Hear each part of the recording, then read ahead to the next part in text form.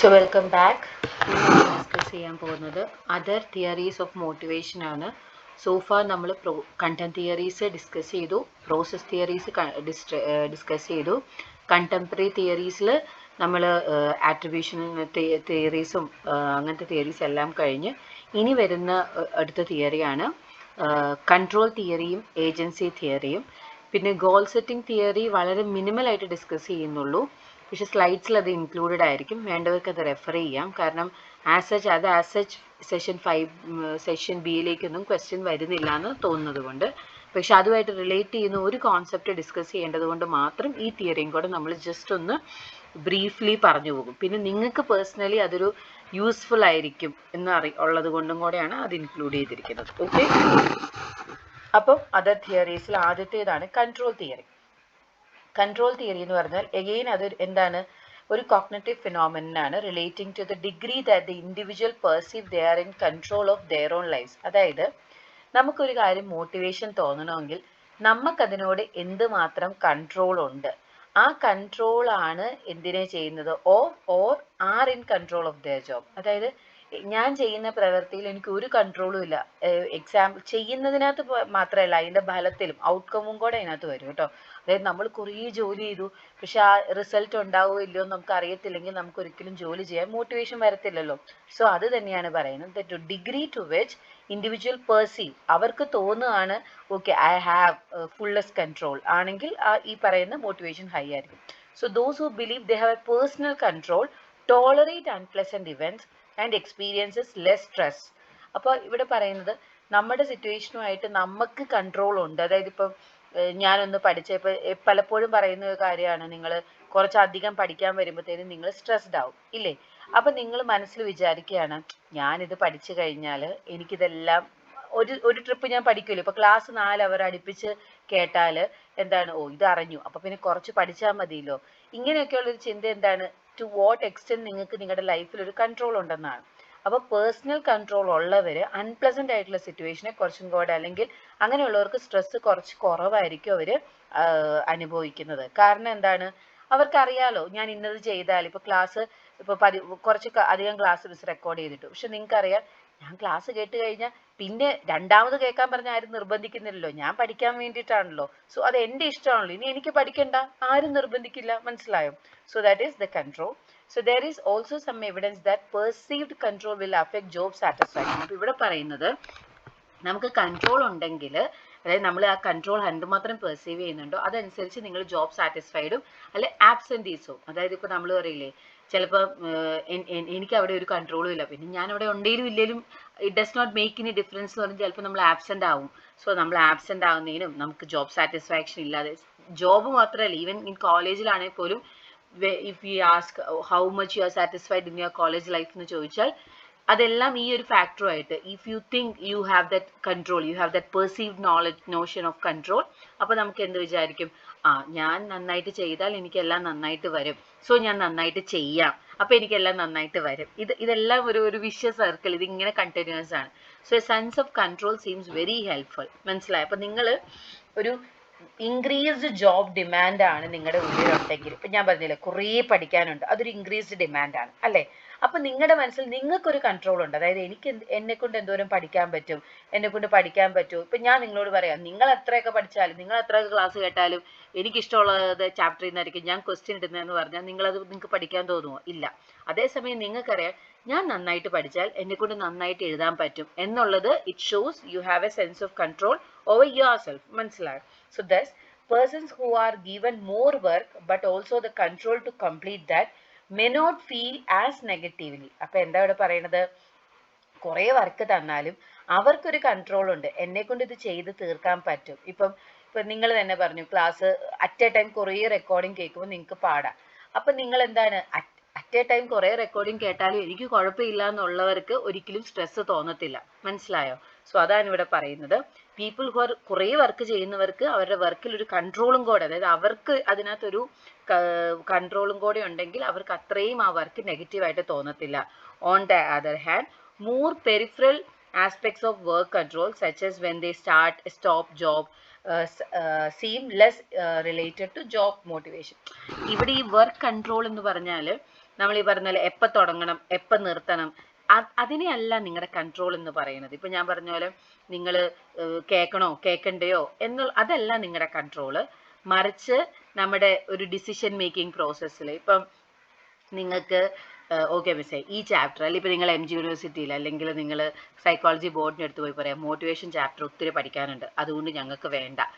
അങ്ങനെ അത് that level of control നിങ്ങൾക്ക് ഉണ്ടെങ്കിൽ നിങ്ങൾക്ക് എങ്ങനെയായിരിക്കും, ഓക്കെ നിങ്ങൾ പറയാണ് ഓക്കെ ഞങ്ങൾക്ക് ഈ ചാപ്റ്റർ നന്നായിട്ട് പഠിക്കാനാണ് ഇഷ്ടം, സോ ലെറ്റ്സ് ഇൻക്ലൂഡ് ദാറ്റ് എന്ന് പറയും. അപ്പം നിങ്ങൾക്ക് കൺട്രോൾ ഉള്ളത് കൊണ്ട് തന്നെ, അതായത് നമ്മൾ വലിയ വലിയ ജോലികൾ ചെയ്യുമ്പോൾ ഇങ്ങനത്തെ കുഞ്ഞു കുഞ്ഞ് കൺട്രോൾ അല്ല, അതായത് എപ്പോൾ തുടങ്ങണം എപ്പോൾ നിർത്തണം എന്നുള്ളതല്ല, മറിച്ച് ബിഗ് റെസ്പോൺസിബിലിറ്റീസ് അല്ലെങ്കിൽ അതിൽ നിങ്ങൾക്കൊരു കൺട്രോൾ ഉണ്ട്. ആരെ ടീമിൽ ചേർക്കണം, എന്തുമാത്രം ടാസ്ക് നിങ്ങൾക്ക് ചെയ്യണം, ഇതുപോലെയുള്ള ഫാക്ടേഴ്സിൽ നിങ്ങൾക്ക് കൺട്രോൾ ഉണ്ടെങ്കിൽ U will be more motivated എന്നാണ് പറയുന്നത്. അപ്പോൾ ബേസിക്കലി എന്താണ് the extent the degree of control you have over your work. Okay, അതാണ് കൺട്രോൾ. ഇനി ഏജൻസി എന്ന് പറഞ്ഞാൽ ഇവിടെ പറയുന്നത് ആൻ ഏജൻസി റിലേഷൻഷിപ്പ്. ശരിക്കും നമ്മൾ മോട്ടിവേഷനകത്ത് പറയുന്നത് നമ്മൾ ഈ ഒരു എംപ്ലോയബിൾ സിറ്റുവേഷൻ എന്ന് പറയുന്നത് അല്ലെങ്കിൽ ഓർഗനൈസേഷണൽ സിറ്റുവേഷൻ എന്ന് പറയുന്നത് നമ്മൾ പലപ്പോഴും നമ്മൾ ചെയ്യുന്ന ജോലി എന്ന് പറയുന്നത് വലിയൊരാളുടെ, അതായത് ഇപ്പോൾ മാനേജർ ഇപ്പോൾ CEO മാനേജറോട് പറയും, മാനേജർ സൂപ്പർവൈസറോട് പറയും, സൂപ്പർവൈസർ താഴെ എംപ്ലോയീസിനോട് പറയും. സോ ഇവരെല്ലാവരും എന്താണ്, ഒരു വർക്കിൻ്റെ പല പല പല പല ഏജൻസീസ് ആണ്. അപ്പോൾ ഏജൻസി എന്താണെന്ന് പറയാമോ, നമ്മൾ മറ്റൊരു ആൾ മുഖേന നമ്മളൊരു വർക്ക് ചെയ്യുമ്പോൾ ആ ചെയ്യിക്കുന്ന ആളില്ലേ, ചെയ്യിക്കുന്ന ആള് അല്ലെങ്കിൽ ചെയ്യിപ്പിച്ചെടുക്കുന്ന ആൾക്കാരെയാണ് നമ്മൾ ഏജൻസീസ് എന്ന് പറയുന്നത്. ഇപ്പം എക്സാമ്പിൾ ഇപ്പോൾ പെപ്സി വിൽക്കുന്നത്, പെപ്സി ഉണ്ടാക്കുന്നവർ വന്നിട്ടല്ലല്ലോ പെപ്സി വിൽക്കുന്നത്, അവരെങ്ങനെയാ ഏജൻസീസ് മുഖേനയല്ലേ, കടക്കാർ മുഖേനയാണ് അവരത് വിൽക്കുന്നത്. മനസ്സിലായോ? സോ ആ കടകളാണ് ഏജൻസീസ്. അതുകൊണ്ടല്ലേ നമ്മൾ പലചരക്ക് കടകളുടെയും ബോർഡ് നിങ്ങൾ വെച്ചിട്ട് ഇപ്പോൾ പല പല വീട്ടുപേരുകൾ കൂടിയിട്ടുള്ള ഏജൻസീസ് എന്നൊക്കെ നിങ്ങൾക്ക് ആ പേരുകൾ കേട്ടിട്ടില്ലേ? ഓക്കെ, അതുപോലെ. So an agency relationship involves one or more individual engaging another person or people to perform some service on their behalf. അപ്പോൾ ഇപ്പം ഞാൻ പറഞ്ഞില്ലേ പെപ്സി പ്രൊഡക്ഷൻ അല്ലെങ്കിൽ ഒരു എന്താ പറയുന്നത് ഒരു വലിയ ഇപ്പോൾ ഫോർ എക്സാമ്പിൾ അംബാനിയോ അല്ലെങ്കിൽ രത്തൻ ടാറ്റയോ അവരൊന്നും വന്നിട്ടല്ലല്ലോ അവരുടെ പ്രൊഡക്റ്റ് വിൽക്കുന്നത്, ആണോ? അല്ല. പക്ഷെ ദേ ആർ എൻഗേജിങ്, അവരുടെ വർക്ക് അവർ ആരിലൂടെയാണ്, some people on behalf of them, ഇവരുടെ ബിഹാഫിലാണ്, അല്ലെ രത്തൻ ടാറ്റയോ അംബാനിയോ ഒക്കെ പറയുന്നവരുടെ ഉറപ്പിലാണ് നമ്മൾ എല്ലാവരും ആ പ്രൊഡക്ട്സ് വിൽക്കുന്നത്, അല്ലെങ്കിൽ എൻ്റെ കടയിൽ ആ പ്രൊഡക്റ്റ് ഞാൻ വിൽക്കുന്നത്. സോ ഇതിനെയാണ് ഏജൻസി റിലേഷൻഷിപ്പ് എന്ന് പറയുന്നത്. So there is A relationship between this principle എന്ന് പറഞ്ഞാൽ ആരാണോ ചെയ്യിപ്പിക്കുന്ന ആള്, ആര് മുഖേനയാണോ ചെയ്യിപ്പിക്കുന്നത്, അതാണ് ഏജൻസീസ്. അതാണ് agency relationship. So the key to agency relationship is the assumption that ഈ ഒരു ബന്ധം നന്നായിട്ട് പോകണമെങ്കിൽ നമുക്കൊരു ധാരണ വേണം, ഒരു അസംഷൻ വേണം. എന്താണ്? The interest of principles and agents diverge or may be in conflict with one another. ഇനി നമ്മൾ ഇങ്ങനെ ഒരു കൊടുക്കൽ വാങ്ങലൊക്കെ ചെയ്യുമ്പം എപ്പോഴും നമ്മൾ കൊടുക്കുന്ന, ഇപ്പം നിങ്ങൾ തന്നെ ഇപ്പം നമ്മുടെ പ്രിൻസിപ്പിള് നിങ്ങളോട് പറയാൻ വേണ്ടി എന്നോടൊരു കാര്യം പറഞ്ഞു എന്ന് വിചാരിക്കാം. ഓക്കെ, ഡിസിപ്ലിനെ കുറിച്ചോ അല്ലെ ക്ലാസ് കട്ട് അങ്ങനെ എന്തെങ്കിലും ഒരു കാര്യത്തെക്കുറിച്ച്. പക്ഷെ നോട്ട് നെസസറിലി എപ്പോഴും പ്രിൻസിപ്പിൾ പറയുന്ന എല്ലാ സാധനവും എനിക്ക് ഫുള്ളി കൺവിൻസ്ഡ് ആയിക്കൊള്ളണം എന്നില്ല. ഉണ്ടോ? ഇല്ല. പലപ്പോഴും എന്തായിരിക്കും കോൺഫ്ലിക്റ്റ്, എൻ്റെ ഉള്ളിൽ തന്നെ ഇദ്ദേഹം പറയുന്നവരോട് എനിക്ക് യോജിക്കാൻ പറ്റത്തില്ല. So there may arise conflicts. മനസ്സിലായോ? സോ ഈ തിയറി മനസ്സിലാക്കുമ്പോൾ നിങ്ങൾ മനസ്സിലാക്കേണ്ട ഒരു കാര്യമാണ്, അല്ലെങ്കിൽ അതിൻ്റെ ഒരു സെൻട്രൽ പോയിന്റ് ആണ്, the interest of both principal and agents may diverge. അത് ഡൈവേർജ് ആവാനുള്ള ചാൻസസ് ഭയങ്കര കൂടുതലാണ്. ഡൈവേർജ് എന്ന് പറഞ്ഞാൽ വ്യത്യസ്തമാകുമ്പോൾ എന്ത് പറ്റും? കോൺഫ്ലിക്റ്റും ഉണ്ടാകും.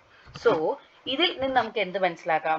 The implication for organisational behaviour involve how the principals ആരൊക്കെയാ? ഓണേഴ്സ് ആയിരിക്കാം, ചിലപ്പോൾ ബോർഡ് മെമ്പേഴ്സ് ആയിരിക്കാം, ടോപ്പ് മാനേജ്മെന്റ് ആയിരിക്കാം, can limit divergence from their interests or objectives by establishing appropriate rewards or incentives.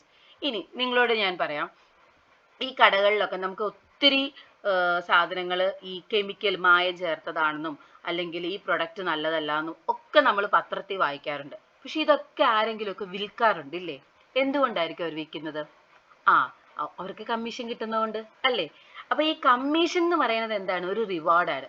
So ഇനി നമുക്ക് തന്നെ അറിയാം നമ്മുടെ ഉള്ളിൽ തന്നെ ദൈവമേ ഇതൊക്കെ ഇപ്പൊ നിങ്ങൾക്കറിയാലോ ഈ കളേർഡ് ഡ്രിങ്ക്സ് ഇല്ലേ, അല്ലെങ്കിൽ ഈ പറയുന്ന കാർബണേറ്റഡ് ഡ്രിങ്ക്സ് എന്ന് പറയുന്ന സാധനം നമ്മൾ പൊട്ടിക്കുമ്പോൾ സോഡ പോലെ വരുന്നേയും കളറുള്ള മധുരമുള്ളത്. ഈ ഡ്രിങ്ക്സ് ഹെൽത്തിന് നല്ലതാന്ന് നിങ്ങൾക്ക് തോന്നുന്നുണ്ടോ? ഇല്ല. ബട്ട് എല്ലാ കടക്കാരും ഇത് വിൽക്കുന്നുണ്ട് ഇല്ലേ? ഇപ്പൊ ഞാനൊരു കട തുടങ്ങി ഞാനും വിൽക്കും. കാരണം എന്താണ്? ഈവൻ ദോ അത് കൊള്ളത്തില്ല എന്ന് എനിക്കറിയാം, എൻ്റെ പ്രിൻസിപ്പൾസിന് എഗെയിൻസ്റ്റ് ആണെങ്കിലും റിവാർഡ് ഭയങ്കരമാണ്. അതുകൊണ്ട് ഞാൻ എന്ത് ചെയ്യും, എൻ്റെ അതായത് എൻ്റെ ഉള്ളിലെ ആ മോട്ടിവേഷനെ അവർ എന്തുകൊണ്ടാണ് കൺട്രോൾ ചെയ്യുന്നത്? ഈ റിവാർഡ് കൊണ്ടിട്ടാണ്. സോ എപ്പോഴും ഈ തിയറിയിൽ പറയുന്നത് ഡൈവേർജൻസ് ഉണ്ടാകും, അതായത് ഏജൻസീസും പ്രിൻസിപ്പൽസും തമ്മിൽ ഐഡിയ കോൺഫ്ലിക്റ്റുകൾ ഉണ്ടാകാം, അവർ തമ്മിൽ വ്യത്യസ്ത അഭിപ്രായം ഉണ്ടാകാം. പക്ഷെ ഇത് ഓർത്തിട്ട് നമ്മൾ എന്ത് ചെയ്യണം? ഈ വ്യത്യസ്തതയെ അല്ലെ ഈ ഡൈവേർജൻസിനെ കുറയ്ക്കാൻ നിങ്ങൾ എന്ത് ചെയ്യണം? അപ്രോപ്രിയേറ്റ് ആയിട്ടുള്ള റിവാർഡും ഇൻസെൻറ്റീവ്സും ആർക്ക് കൊടുക്കണം? ഈ ഏജൻസിന് കൊടുക്കണം. അതായത് അവർ നന്നായിട്ട് ചെയ്യുന്നുണ്ടെങ്കിൽ, ഇപ്പൊ അവർ കൂടുതൽ വിൽക്കുമ്പോൾ അവർക്ക് കൂടുതൽ ഇൻസെൻറ്റീവും ഔട്ട്കം ഒക്കെ കിട്ടും. അപ്പൊ നമ്മൾ എന്ത് ചെയ്യും? ഇപ്പൊ നിങ്ങൾ ശ്രദ്ധിച്ചിട്ടുണ്ടോ ഈ സാധാ കടകളിലൊന്നും ലേസ് അങ്ങനത്തെ ലേസ് കിട്ടത്തില്ല. നിങ്ങൾക്ക് സാധാ പെട്ടിക്കടകളിലൊക്കെ നിങ്ങൾ ഒരു നാട്ടിൻ പുറത്തെ പെട്ടിക്കടകളിൽ പോയാൽ I am sure you will not find Lay's there. നിങ്ങൾ കിട്ടാൻ പോകുന്നത് പാർലെ അങ്ങനത്തെ കുറച്ച് ബ്രാൻഡുകളായിരിക്കും, അതായത് ലേസിന്റെ അതേ പാക്കറ്റിലുള്ളതാ. എന്തുകൊണ്ടാണ് നിങ്ങൾക്ക് അറിയാമോ? ഓർത്തിട്ടുണ്ടോ? കടകളുള്ളവർക്കറിയാം. കാരണം എന്താ? കമ്മീഷൻ. ലേസിന് കിട്ടുന്ന കമ്മീഷൻ അല്ല ഈ പാർലെ വിൽക്കുമ്പോൾ കിട്ടുന്ന കമ്മീഷൻ. അതായത് ലേസിന് ഒരു പാക്കറ്റിന് 50 പൈസയാണ് ഇവർക്ക് ലാഭം കിട്ടുന്നതെങ്കിൽ മറ്റേത് വിൽക്കുമ്പോൾ 1 രൂപയായിരിക്കും. സോ എന്താണ്? നമുക്ക് കൂടുതൽ ഔട്ട്കം കിട്ടുന്നു. സോ ദാറ്റ് അവര് എന്ത് ചെയ്യും? ലേസ് മാറ്റി വെച്ചിട്ട് ഏജൻസി, രണ്ടും നല്ലതെന്നല്ല കേട്ടോ മിസ്സ പറയുന്നത്, അല്ലെങ്കിൽ ഒന്നും നല്ലതെന്നും ചീത്തയാണെന്നോ മറ്റേ ചീത്തയാണെന്നോ അല്ല. I am just pointing out how come they are distributing the rewards and incentives so that this divergence is controlled. മനസ്സിലായോ? അപ്പൊ കൺട്രോൾ തിയറിയും ഏജൻസി തിയറിയും എന്താണെന്ന് മനസ്സിലായോ? ഓക്കെ. ഇനി so one primary criticism of agency theory has emerged that agency theory strongly emphasizes the role that various forms of extrinsic, അപ്പം ഇതിനു മുൻപുള്ള തിയറികളിലൊക്കെ നമ്മൾ intrinsic റിവാർഡിനൊക്കെ ഒത്തിരി ഇമ്പോർട്ടൻസ് കൊടുത്തു. പക്ഷെ ഈ ഏജൻസി തിയറിയിലാണ് എഗെയിൻ പിന്നെയും എന്താണ് പറയുന്നത്?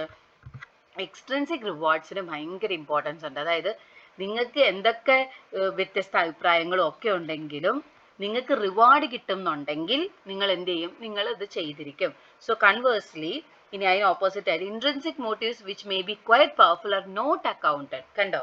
അപ്പൊ ഇതിനു മുമ്പുള്ള തിയറിയിൽ നമ്മളെല്ലാം പറഞ്ഞ എന്താ? ഇൻട്രിൻസിക് മോട്ടിവേഷൻ ആണ് ഇമ്പോർട്ടൻറ്റ്. പക്ഷെ പിന്നെയും എമേർജിങ് ഏറ്റവും ലേറ്റസ്റ്റ് ആയിട്ടുള്ള തിയറീസ് വന്നപ്പോൾ പിന്നെയും എന്ത് തന്നെയാണ് ഇമ്പോർട്ടൻ്റ് ആയിട്ട് പറയണത്? എക്സ്ട്രിൻസിക് ആണ് നല്ലത് കുറച്ചും കൂടെ, ഇൻട്രിൻസിക് അല്ല. സോ വിത്ത് ദിസ് നമ്മുടെ ഏജൻസി കൺട്രോൾ തീർന്നു. ഞാൻ ഗോൾ സെറ്റിംഗ് കൂടെ ജസ്റ്റ് ഒന്ന് പറഞ്ഞു പോയിട്ട് ഇൻ ഡീറ്റെയിൽ ആയിട്ട് വേറൊരു ക്ലാസ് ഇടും കേട്ടോ. സോ ഇനി എന്താ ഈ ഗോൾ സെറ്റിംഗ് തിയറി എന്ന് പറഞ്ഞാൽ എന്താന്ന് നോക്കി? Is A factor that influences the success level of individual employees. അതായത് ഗോൾ അച്ചീവ്മെന്റ് എന്ന് പറയുന്നതാണ് ഒരു എന്താ പറയുന്നത് ഒരു ഇൻഡിവിജ്വലിന്റെ അല്ലെ എംപ്ലോയിയുടെ ഒരു ഡിപ്പാർട്ട്മെന്റിന്റെ ഒക്കെ സക്സസ് എന്ന് പറയുന്നത് അല്ലേ? നമുക്ക് ഞാൻ ഉദ്ദേശിച്ച ലക്ഷ്യത്തിൽ എത്തി, ഞാൻ സക്സസ്ഫുൾ ആയി. ഓക്കെ. സോ ഈ ഗോൾ എന്ന് പറഞ്ഞാൽ എന്താണ്? ഇറ്റ്സ് എ പെർഫോമൻസ് ടാർഗറ്റഡ് ആണ്. ഗോൾ എന്ന് പറഞ്ഞാൽ ലക്ഷ്യമൂന്നി ഒരു പോയിന്റ് ഉണ്ട്, വെറുതെ ഇങ്ങനെ പോയി. ഇപ്പോൾ എക്സാമ്പിൾ നിങ്ങളോട് ഞാൻ ചോദിക്കുക, നിങ്ങൾക്ക് എന്താവണം? മീൻസ് എനിക്കൊരു സൈക്കോളജിസ്റ്റ് ആവണം, ക്ലിനിക്കൽ സൈക്കോളജിസ്റ്റ് ആവണം, എനിക്കൊരു ടീച്ചർ ആവണം എന്ന് പറയുന്നതും എനിക്ക് PG ജയിച്ചാൽ മതി, ഡിഗ്രി ജയിച്ചാൽ മതി, ഇത് തമ്മിലുള്ള വ്യത്യാസം എന്താ? I would rather say the first person has a goal. കാരണം എന്താ? Goal is A performance target ആണ്.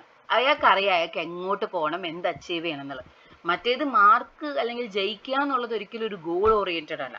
So goal setting is A process. ഇനി അതിൽ തന്നെ നമുക്ക് ഗോൾ സെറ്റ് ചെയ്യുക എന്നുള്ളത് ഇമ്പോർട്ടൻ്റ് ആണ്. ഒരാളുടെ മോട്ടിവേഷൻ്റെ ഒരു ബേസിക് പോയിന്റ് എന്ന് പറയുന്നതാണ് മൂന്നാമത്തെ തിയറി. അതാണ് നമ്മുടെ മൂന്നാമത്തെ ഗോൾ സെറ്റിംഗ് തിയറി. അപ്പോൾ ഗോൾ എന്താന്ന് പറഞ്ഞു? ഗോൾ അച്ചീവ്മെന്റ് വളരെ ഇമ്പോർട്ടൻ്റ് ആണ്. എന്ത്? നമ്മുടെ സക്സസിനെ ഡിറ്റർമിൻ ചെയ്യാമെന്ന് പറഞ്ഞു. ഇനി what is goal setting? So goal setting is a process of motivating employees by establishing effective and meaningful performance targets. Okay, എന്ന് പറഞ്ഞാൽ എന്താ? ഗോൾ സെറ്റിംഗ് എന്ന് പറഞ്ഞാൽ നമ്മളെ മോട്ടിവേറ്റ് ചെയ്യാൻ സഹായിക്കും. പക്ഷെ that goal should B effective ആയിരിക്കണം ആൻഡ് മീനിങ് പെർഫോമൻസ് ആയിരിക്കണം. എന്ന് പറഞ്ഞാൽ എനിക്ക് ചെയ്യാൻ പറ്റുന്നതായിരിക്കണം, അത് എനിക്കൊരു അർത്ഥം തരുന്നതായിരിക്കണം, അല്ലെങ്കിൽ നമ്മളത് നമ്മളെ കൊണ്ട് ചെയ്ത് ഫലിപ്പിക്കാൻ പറ്റും എന്ന് ഉറപ്പുള്ള അങ്ങനെ ഒരു ടാർഗറ്റ് സെറ്റ് ചെയ്ത് മോട്ടിവേറ്റ് ചെയ്യുമ്പോഴാണ് അതെന്താവുന്നത്? ഗോൾ സെറ്റിംഗ് ആവുന്നത്. അപ്പോൾ ഈ ഗോൾ സെറ്റിങ്ങിന് 2 പോയിന്റ്സ് ഉണ്ട്. ഒന്നാണ് കണ്ടന്റ് ലെവൽ ഓഫ് ഡിഫിക്കൽറ്റി. അതായത് നമ്മൾ എപ്പോഴും ഒരു കാര്യം ചെയ്യുമ്പോൾ നമ്മൾ അതിന്റെ ലെവൽ ഓഫ് ഡിഫിക്കൽട്ടി മനസ്സിലാക്കണം. The relationship between level of difficulty and the performance എന്ന് പറയുന്നത് goal should be challenging enough to induce high level of effort എന്ന് പറഞ്ഞാൽ ഇപ്പോൾ ഫോർ എക്സാമ്പിൾ എൻ്റെ ക്ലാസ്സുകൾ ചിലപ്പോൾ നിങ്ങൾ സമയത്തിന് കേട്ടില്ല. കാരണം എന്താ, ഇത് അത്ര പാടൊന്നുമില്ല, പെട്ടെന്ന് പറഞ്ഞാൽ ചിലപ്പോൾ കേൾക്കാം എന്നുള്ളത് കൊണ്ടായിരിക്കാം ചിലരെങ്കിലും. ചിലർക്ക് അത് ഇഷ്ടപ്പെടാതെ ആയിരിക്കാം, ചിലർക്ക് സമയം കിട്ടാത്തതായിരിക്കും, ഒത്തിരി ഉണ്ടായിരിക്കും. ഞാൻ ഈ പർട്ടിക്കുലർ പോയിന്റിൽ ഊന്നിയവരെ ആട്ടോ പറയുന്നത്. അതായത് some people might have felt this is not very challenging, അല്ലേ, ഇത് എപ്പോൾ വേണേലും കേൾക്കാലോ എന്നുള്ള, they did not feel the challenging feeling. അപ്പോൾ എന്ത് ചെയ്യും, നമ്മൾ എഫേർട്ട് എടുത്തില്ല. So you should always think, നിങ്ങളൊരു ഗോൾ സെറ്റ് ചെയ്യുമ്പോൾ it should be moderately challenging ആയിരിക്കണം. So managers while setting goal should keep the mind that it should be അത്യാവശ്യം challenging ആയിരിക്കണം, എന്നാലേ എഫേർട്ട് ഇടാൻ പറ്റത്തുള്ളൂ. ടൂ സിമ്പിൾ ആണെങ്കിൽ ചിലപ്പോൾ നമ്മൾ എന്താ അത് പിന്നെ ചെയ്യാം, അല്ലെ എളുപ്പമാണല്ലോ എന്ന് നമ്മൾ വിചാരിക്കും. രണ്ടാമത്തേതാണ് ഇന്റൻസിറ്റി അല്ലെങ്കിൽ degree of participation. there can be 3 ways in which goal can be set. അപ്പോൾ മൂന്നാമത്തേതാണ് what is the intensity അല്ലെങ്കിൽ എന്തുമാത്രം പാർട്ടിസിപ്പേഷൻ അത് എൻഷുർ ചെയ്യുന്നു എന്നുള്ളത്. ഒന്നാമത്തേതാണ് when goals are assigned by management. അതായത് വേറൊരാളാണ് നമുക്ക് വേണ്ടി ഒരു ഗോൾ സെറ്റ് ചെയ്യുന്നതെങ്കിൽ നമ്മൾ വർക്ക് ചെയ്യോ വർക്ക് ചെയ്യാതിരിക്കോ, ഒന്നാമത്തെ കാര്യം അതാണ്. So when goals are assigned by managers. രണ്ട്, where members are asked to participate. ഇനി ഒന്നാമത്തെ സിനാരിയോ അത്, നിങ്ങളുടെ അടുത്ത് ഒരാൾ പറയുകയാണ് നീ ഇതങ്ങ് ചെയ്തോ എന്ന് പറഞ്ഞാൽ നിങ്ങൾ എന്തുമാത്രം മോട്ടിവേറ്റഡ് ആവും. രണ്ട്, ആ ഡിസ്കഷനിൽ നിങ്ങളെ ഒരു ടേക്ക് പാർട്ട് ചെയ്യിപ്പിച്ചിട്ടുണ്ടെങ്കിൽ, ഈ നിങ്ങൾ അതിനകത്ത് പാർട്ടിസിപ്പേറ്റ് ചെയ്തിട്ടുണ്ടെങ്കിൽ. മൂന്ന്, when employees are told to do their best. നിങ്ങൾ നിങ്ങളെ കൊണ്ട് നന്നായിട്ട് ചെയ്താൽ മതി, ഏറ്റവും ബെസ്റ്റ് ചെയ്താൽ മതി. ഒന്ന് ചിന്തിച്ചു നോക്കി, ഇതിലേതായിരിക്കും നിങ്ങൾ ഏറ്റവും നന്നായിട്ട് ചെയ്യുക? നിങ്ങളെല്ലാവരും പറയാനൊരു ചാൻസ് ഏതാ? മൂന്നാമത്തേതായിരിക്കും, നിങ്ങൾ നന്നായിട്ട് ചെയ്തോളാൻ പറഞ്ഞാലായിരിക്കും. പക്ഷെ അങ്ങനെയാണോ? ഒന്ന് ചിന്തിച്ചു നോക്കി, ഏതായിരിക്കും ഏറ്റവും നല്ലത്? നിങ്ങളെയും കൂടി ഇരുത്തി ഒരു ഡിസിഷൻ എടുക്കുക. ഇപ്പം നിങ്ങൾ ഒരു കോഴ്സിന് പോകാമെന്ന് വിചാരിക്കാം. നിങ്ങളുടെ പേരൻസ് പറയുകയാണ് ഇപ്പം സൈക്കോളജി അങ്ങ് പഠിച്ചോ എന്ന് പറഞ്ഞാൽ ചിലപ്പോൾ നിങ്ങൾ ആ ഒരൊറ്റ കാരണത്താൽ ആ കോഴ്സിനെ കംപ്ലീറ്റ് ആയിട്ട് വെറുക്കും. കാരണം നിങ്ങളുടെ ഡിസിഷൻ അല്ല, അച്ഛൻ്റെ അമ്മയുടെ ഡിസിഷനാണ്. അതൊരു സിനാരിയോ. രണ്ടാമത്തെ എന്താ, നിങ്ങൾ ഒന്നിച്ചിരുന്ന് നിങ്ങൾ അച്ഛനും അമ്മയും കൂടെ ഇരുന്ന് സംസാരിച്ച് നിങ്ങൾ വരുന്നു, അമ്മ എൻ്റെ ഗുണങ്ങൾ, എൻ്റെ കഴിവുകൾ ഇതാണ്, എൻ്റെ ഡ്രോബാക്സ് ഇതാണ്, എന്നെ കൊണ്ട് ഇത് പറ്റത്തില്ല. സോ ആ ഒരു എല്ലാവരും കൂടെ ഒന്നിച്ചിരുന്ന ഒരു ഡിസിഷനിൽ ആർക്കായിരിക്കും, നമ്മളെടുത്ത ഡിസിഷനിൽ നമുക്ക് അങ്ങനെ ബാക്ക് ഔട്ട് ചെയ്യാൻ പറ്റത്തില്ല.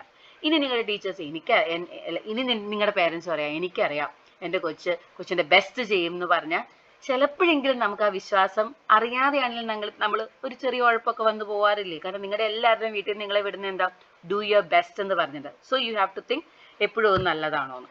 സോ റിസർച്ച് പറയുന്നത് എന്താന്ന് വെച്ചാൽ ഹൈ പെർഫോമൻസ് എപ്പോഴും വരുന്ന എന്താണ്, either when the management assign goals or the members together set the goal. അതായത് എപ്പോഴും റിസർച്ച് പറയുന്നത് മാനേജ്മെന്റിന്റെ കാര്യത്തിൽ, അതായത് നമ്മൾ ഈ ഓർഗനൈസേഷൻ ബിഹേവിയറിന്റെ കാര്യത്തിൽ ഒരാൾ നിങ്ങളുടെ അടുത്ത് പറയും. ഇപ്പൊ ഇതിന് മുമ്പത്തെ എക്സാമ്പിൾ തന്നെ എടുക്കുക. ഇപ്പൊ ഞാൻ നിങ്ങളോട് പറഞ്ഞു ക്ലാസ് കേൾക്കുന്നത് നിങ്ങൾക്ക് ഇഷ്ടമുള്ളത് കൊണ്ട് മാത്രമാണോ? അല്ല, ഞാൻ പറഞ്ഞു നിങ്ങൾ കേൾക്കുന്നു. അപ്പൊ അതാണ് ഹൈ പെർഫോമൻസ് എന്ന് പറയുന്നത്. ഒരു മാനേജ്മെന്റ് ആ ഗോൾ അസൈൻ ചെയ്തിട്ടുണ്ടെങ്കിലും ഒപ്പം നിങ്ങളുടെ കൂട്ടത്തിൽ, ഇപ്പൊ നിങ്ങളോട് തന്നെ ഞാൻ ചോദിച്ചല്ലേ വീഡിയോ റെക്കോർഡിംഗ് ആണോ ലൈവ് ആണോ വേണ്ടതെന്ന്. അപ്പൊ നിങ്ങൾ വീഡിയോ റെക്കോർഡിംഗ് എന്ന് പറഞ്ഞു. So we together took this decision. അപ്പൊ നിങ്ങൾ എന്ത് ചെയ്യും, യു ആർ എന്താ പറയുന്നത്, you are compelled to do this, അല്ലേ? So you will be showing that high performance. So when members are assume to do their best, കണ്ടോ, നമ്മൾ ചുമ്മാ അങ്ങ് വിചാരിക്കുക ഓക്കെ ഒരാൾ നിങ്ങളോട് പറയും നിങ്ങൾ നിങ്ങളുടെ സ്വന്തം ഇഷ്ടത്തിന് നിങ്ങളുടെ ഫുള്ളസ്റ്റിൽ ചെയ്താൽ it does not result in high performance. മനസ്സിലായി? അപ്പൊ മിസ് ഗ്രൂപ്പിൽ ഇടയ്ക്കിടയ്ക്ക് വീഡിയോ കേട്ടോ പഠിച്ചോ എന്ന് ചോദിക്കുന്ന എന്തിനാ? ചോദിക്കാതിരുന്നാൽ സ്റ്റഡീസ് പറയുന്നത് എന്താ, മേ ബി നിങ്ങൾ അത്രയും ഹൈ റിസൾട്ട് കാണിച്ചോളണമെന്നില്ല. So that is specific goals produce a higher level of output that the generalized goal do your best. അപ്പൊ ഈ സ്പെസിഫിക് ഗോൾ എന്ന് ഇപ്പൊ ഞാൻ നിങ്ങളോട് പറഞ്ഞില്ല ആദ്യത്തെ എക്സാമ്പിളിൽ, ഒരു കുട്ടിക്ക് ക്ലിനിക്കൽ സൈക്കോളജിസ്റ്റ് ആവണമെന്നും ആഗ്രഹമുണ്ട്, ഒരു കുട്ടിക്ക് ജസ്റ്റ് PG ജയിച്ചാൽ മതി അല്ലെ ഡിഗ്രി ജയിച്ചാൽ മതി. രണ്ട് ഗോളുകൾ തമ്മിലുള്ള വ്യത്യാസം എന്താ? ഒരാൾക്ക് സ്പെസിഫിക് ഗോളാ, എനിക്കറിയാം ഇന്നതാണ് എനിക്ക് വേണ്ടത്, മറ്റേ ആൾക്ക് ജനറൽ ആണ്. സോ എപ്പോഴും അതുകൊണ്ടാണ് മിസ് ഈ തിയറി നിങ്ങളോട് ഡിസ്കസ് ചെയ്യാമെന്ന് വിചാരിച്ചത് കേട്ടോ. ഈ പോയിന്റ്സ് ഒക്കെ ഒന്ന് ഡിസ്കസ് ചെയ്യാനാണ്. അപ്പം ഇനിയെങ്കിലും ഫോം ചെയ്യാത്തവർ, ഒരു ഗോൾ സെറ്റ് ചെയ്യാത്തവർ ഈ ക്ലാസ് കേട്ടിട്ടെങ്കിലും ലൈഫിൽ ഒന്ന് തിരിച്ചറിയണം എനിക്ക് ഗോൾ വേണം. കാരണം സ്റ്റഡീസ് തന്നെ പ്രൂവ് ചെയ്തേക്കുന്നത് എന്താണ്, rather than a general goal you want a specific goal to reach excellence അല്ലെങ്കിൽ to show high performances. So specificity ആണ് എന്താകുന്നത്. അപ്പം ആ സ്പെസിഫിസിറ്റി തന്നെ നമ്മൾ ഒരു ഇന്റേണൽ സ്റ്റിമുലസ്, നമ്മളെ അയ്യോ എനിക്കത് വേണമല്ലോ എന്നുള്ള ഒരു മോട്ടിവേഷനിൽ പിന്നെയും മുന്നോട്ട് കൊണ്ടുപോകും. ഓക്കെ, രണ്ടാമത്തെ ഒരു കാര്യമാണ് ഫീഡ്ബാക്ക്. ഫീഡ്ബാക്ക് എന്ന് പറഞ്ഞാൽ എന്താ, നമ്മൾ ഓരോ ലെവലിൽ എത്തുമ്പോഴത്തേനും നമുക്ക് എന്തുമാത്രം ഫീഡ്ബാക്ക് കിട്ടുന്നുണ്ട്, ഹൗ ദേ ആർ പ്രോഗ്രസിങ്. നമുക്ക് ഇപ്പോൾ ഒരു ഡിഗ്രി, ഇപ്പം നിങ്ങൾക്ക് ക്ലിനിക്കൽ സൈക്കോളജിസ്റ്റ് ആവണം, ഡിഗ്രി നന്നായിട്ട് പഠിച്ചു, ഡിഗ്രി നന്നായിട്ട് നിങ്ങൾക്ക് പഠിച്ചാൽ മനസ്സിലായി ഓക്കെ സൈക്കോളജി UG എനിക്ക് നന്നായിട്ട് പഠിച്ചാൽ പറ്റിയ എൻ്റെ ഗോൾ കറക്റ്റാണ്, PGക്ക് പോകാം. PG നിങ്ങൾക്ക് നന്നായിട്ട് ചെയ്യാൻ പറ്റുമ്പോൾ ഓക്കെ ഇത് എന്നെ കൊണ്ട് പഠിച്ചാൽ ഐ ക്യാൻ ഡു ദിസ് എന്നുള്ളൊരു ധാരണ വരുമ്പോൾ you have that strength to go for the entrance coaching or the preparation process. So this is how well you are progressing. അത് നമ്മൾ പറയണം, because it helps in discrepancy between what they have done and what they want to do. So feedback, അപ്പം നമ്മൾ ചെയ്തത് ശരിയാണോ എന്നുള്ളൊരു guidance നമുക്ക് തരാൻ സഹായിക്കുന്നതാണ് ഫീഡ്ബാക്ക്. പക്ഷേ but all feedback is not equally potent. പക്ഷെ എന്ന് പറഞ്ഞ് കിട്ടുന്ന എല്ലാ ഫീഡ്ബാക്കും കറക്റ്റ് ആവണമെന്നില്ല.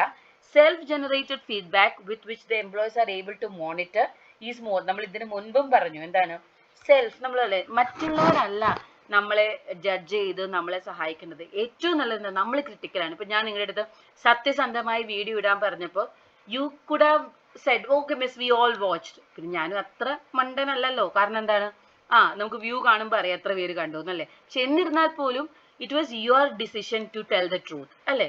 സോ അതാണ് സെൽഫ് ജനറേറ്റഡ് ഫീഡ്ബാക്ക് ആണ് എപ്പോഴും നല്ലത്, റാദർ ദാൻ ഒരു ജനറിക് ആയിട്ട്. ഇപ്പം നമ്മുടെ അടുത്ത് നിങ്ങൾ ശ്രദ്ധിച്ചിട്ടില്ലേ, നിങ്ങളൊരു ഡ്രസ്സ് ഇട്ടിട്ട് വരുമ്പോൾ നിങ്ങൾക്ക് ഒട്ടും പൊട്ടയാന്ന് തോന്നുന്ന ഒരു ഡ്രസ്സ് ഇട്ടു, എന്നിട്ട് അല്ലെങ്കിൽ എന്തെങ്കിലും ഒരു ഇഷ്ടമല്ലാത്തൊരു സാധനം ചെയ്തു, അപ്പം ചെന്നിട്ട് ചിലർ നമ്മുടെ മുഖത്ത് നോക്കിയിട്ട് പറയും, അല്ലെങ്കിൽ നമ്മൾ അവരോട് എങ്ങനെയുണ്ടായിരുന്നു ചോദിക്കും, വളരെ നല്ലതായിരുന്നു എന്ന് പറയും. സോ യു വിൽ അണ്ടർസ്റ്റാൻഡ്, നമുക്കറിയാം. ഇപ്പോൾ ആ എക്സാമ്പിൾ, ഇനി അതല്ലെങ്കിൽ നിങ്ങൾ പാട്ട് പാടി വെള്ളി വീഴുക എന്ന് പറയില്ല, നമ്മൾ പിച്ച് ഔട്ട് ആവും. വെള്ളി വീണിട്ട് നിങ്ങൾ ഒരാൾ വന്നിട്ട് പറയും ഇല്ല പാട്ട് ഭയങ്കര സൂപ്പർ ആയിരുന്നു എന്ന് പറഞ്ഞാൽ വിൽ യു അക്സെപ്റ്റ് ദാറ്റ്? ഇല്ല. കാരണം എന്താണ്, നിങ്ങൾക്കറിയാം ഞാൻ തെറ്റിച്ചാ പാടിയെന്നുള്ളത്. So self feedback is the best feedback. Okay, അപ്പം ഈ ഗോൾ സെറ്റിംഗ് ഇമ്പോർട്ടൻ്റ് ആണ്. എന്തുകൊണ്ടാണ്, സ്പെസിഫിക് ഗോൾസ് ആണ് ഏറ്റവും നല്ലത് ജനറിക്കിനേക്കാളും. അതാണ് ഹൈ പെർഫോമൻസിലേക്ക് പോകുന്നത്. അതിനകത്ത് വേണ്ട 2 ഇമ്പോർട്ടൻറ്റ് ഫാക്ടേഴ്സ് ആണ്. ഒന്ന് ലെവൽ ഓഫ് ഇൻറ്റൻസിറ്റി അല്ലെ ഡിഗ്രി ഓഫ് ആ ഡിസിഷൻ എടുക്കാൻ നമ്മുടെ പാർട്ടിസിപ്പേഷൻ എന്തുമാത്രമായിരുന്നു. 2 ആ പ്രവൃത്തിയുടെ ഡിഫിക്കൽട്ടി, ആ കണ്ടന്റിന്റെ ഡിഫിക്കൽട്ടി എന്തുമാത്രമാണ്. പിന്നെ ഗോൾസ് എന്തുകൊണ്ടാണ് ഇമ്പോർട്ടൻ്റ്, ഇതൊക്കെ ജനറിക് ആണ്. എന്താണ്, അത് നമ്മളെ ഗൈഡ് ചെയ്യും, ഡയറക്റ്റ് ചെയ്യും, അതിനൊരു ഓർഗനൈസിങ് ഫങ്ഷൻ ഉണ്ട്, നമുക്ക് കുറച്ച് ബെഞ്ച് മാർക്സ് നമുക്ക് തരും, അല്ലെങ്കിൽ നമ്മുടെ ഇറ്റ് ഈസ് ബേസിസ് ഓഫ്, ഇപ്പം നിങ്ങൾക്കറിയാം നിങ്ങളുടെ ഗോൾസ് എന്ന് പറയുന്നത് ഇപ്പം ഇവിടെയാണെങ്കിൽ ഓർഗനൈസേഷണൽ ഡിസൈനിനെ ബേസ് ചെയ്തിട്ടായിരിക്കും. ഇപ്പം നിങ്ങളുടെ തന്നെ ലൈഫിൻ്റെ ഗോൾ എന്ന് പറയുന്നത് നിങ്ങളുടെ ചുറ്റുപാടുമുള്ള നമ്മുടെ ഒരു ടോട്ടൽ ഔട്ട്ലുക്കിനെ ബേസ് ചെയ്തിട്ടല്ലേ. സോ അതാണ് ഇവിടെ പറയുന്നത്. And some basic features of goal setting എന്ന് പറയുന്നത്. Okay, or else we will discuss all these factors in another slide. Okay, thank you.